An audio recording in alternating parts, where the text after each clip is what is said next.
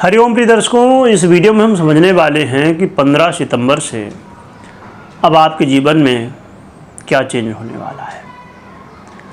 क्योंकि 14 सितंबर को शुक्र का परिवर्तन होने जा रहा है।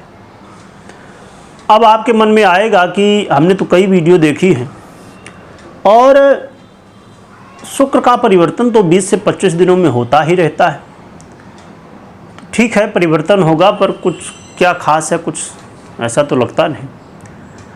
तो हम सबसे पहले समझते हैं कि क्या खास है इसमें परिवर्तन में, और हमारे जीवन में क्या प्रभाव पड़ेगा ये भी समझेंगे, और क्या उपाय करने होंगे ये भी समझेंगे। प्रिय दर्शकों, शुक्र का ये गोचर काल 14 सितंबर को होने वाला है सिंह राशि में, और 9 अक्टूबर तक ये सिंह में ही गोचर करेंगे। तो 15 सितंबर से क्या होगा, क्या प्रभाव पड़ेगा, ग्रह स्थिति को समझना बेहद जरूरी है। क्योंकि इस बार जो ग्रह स्थिति बनने जा रही है थोड़ी उसे गहराई से समझिएगा। सिंह राशि में केतु पहले से ही गोचर कर रहे हैं और अब शुक्र भी करेंगे, जिससे दोनों की युति से लंपट योग का निर्माण होगा। और राहु से दृष्ट भी होंगे शुक्र, स्वाभाविक रूप से। इनका गोचर काल 3 नक्षत्रों पर होगा। कौन कौन से? मघा, पूर्वा फाल्गुनी और उत्तरा फाल्गुनी। मघा जो कि स्वयं केतु का ही नक्षत्र है, और पूर्व फाल्गुनी जो कि स्वयं शुक्र का नक्षत्र है, और उत्तरा फाल्गुनी जो कि सूर्य का नक्षत्र है, जिनके राशि में ही गोचर करेंगे।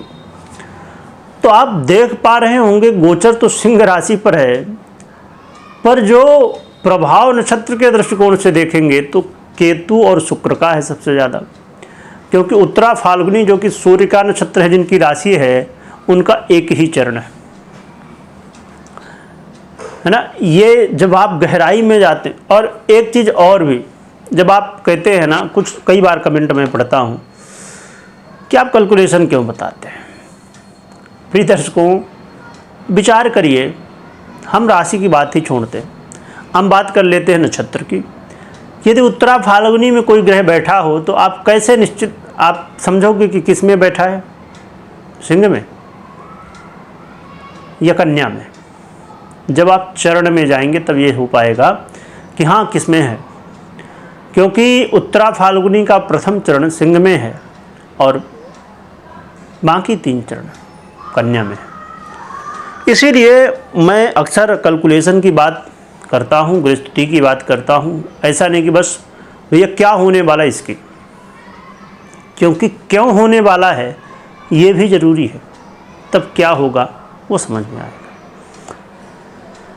ये तो ठीक था कि चलिए सिंह राशि में तीनों नक्षत्र हैं, तो स्वाभाविक रूप से ये उनमें गोचर करेंगे, ठीक है। परंतु यहाँ पर ये समझिए कि शुक्र और केतु दोनों ये विपरीत हैं। शुक्र जहाँ सुख, ऐश्वर्य, संसार, सुंदरता ये सब का आधिपत्य रखते हैं, वहीं पर केतु इन सबसे दूर रखने का आधिपत्य रखते हैं। क्यों? क्योंकि इस दुनिया से, संसार से भगवान की ये माया है, और जब माया से दूर होंगे तभी तो भगवत प्राप्ति, मोक्ष प्राप्ति होगी। और केतु मोक्ष दिलाने वाले ग्रह हैं। इसीलिए ये दोनों ग्रहों का ये जो गोचर काल है ना, बड़ा महत्वपूर्ण और इंटरेस्टिंग है। मतलब कि सोचिए, एक ग्रह नमक है, दूसरा ग्रह शक्कर है, ऐसी स्थिति है दोनों की। चलिए समझते हैं। और एक बात और भी कि मीन वालों के लिए अष्टमेश बनते हैं शुक्र, और साथ में तृतीयेश भी बनते हैं, और गोचर काल भी कहाँ होने जा रहा है? षष्टम में। क्या प्रभाव होगा? प्रिय दर्शकों, शुक्र का ये गोचर काल ये कह रहा है कि आपको कोर्ट कचहरी के मामलों में बिल्कुल सतर्क रहना चाहिए। खासकर यदि कोर्ट कचहरी का मामला शुक्र से रिलेटेड हो, जैसे कि आपके मैरिज लाइफ, लव लाइफ और भी बहुत सारे, तो यदि इनसे रिलेटेड कोर्ट कचहरी का मामला है तो ज़रा सतर्क हो जाइए, क्योंकि मुश्किलें बढ़ा सकते हैं। वहीं पर एक अच्छी बात यह है कि आपका मन इस मोह माया से छूटेगा, मतलब तकलीफ होगी, क्योंकि हम संसारिक जीव हैं, मोह माया में बंधे हुए हैं। और जब मोह माया में बंधे हुए हैं तो स्वाभाविक रूप से यदि कोई जब समस्या आएगी तब तो हमारा मन वहाँ से छूटेगा और आपका मन कई बार सोचेगा कि ये दुनियादारी छोड़ो और भगवत प्राप्ति में लग जाओ, माया के चक्कर छोड़ दो। यहीं पर कहीं ना कहीं नुकसान है संसार के दृष्टिकोण से, क्योंकि वास्तविकता में यही मूल उद्देश्य है मनुष्य जन्म का, भगवत प्राप्ति। तो बहुत अच्छी बात है। तो कई बार आपका मन ना ये माया से छोड़ के और भगवत प्राप्ति की तरफ आगे बढ़ेगा।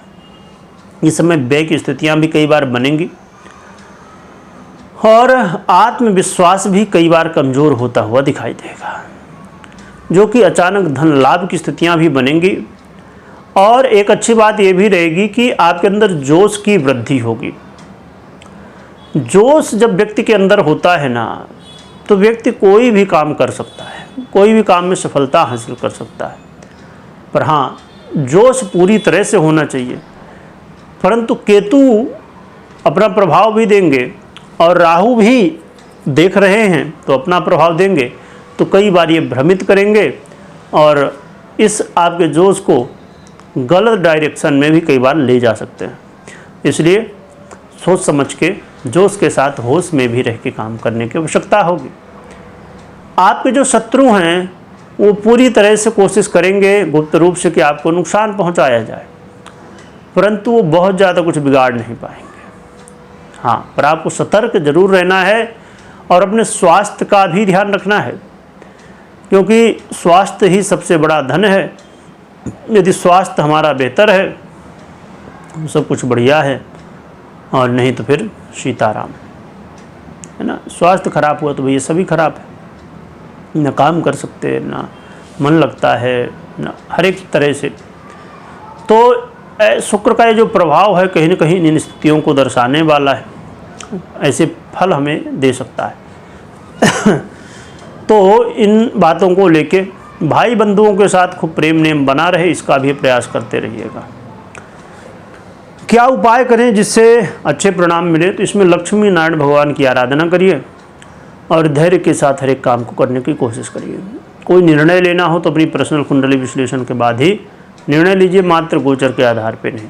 कमेंट में जय लक्ष्मी नारायण भगवान लिखिएगा, लिखने के साथ स्मरण करिएगा। वीडियो देखने के लिए बहुत बहुत धन्यवाद।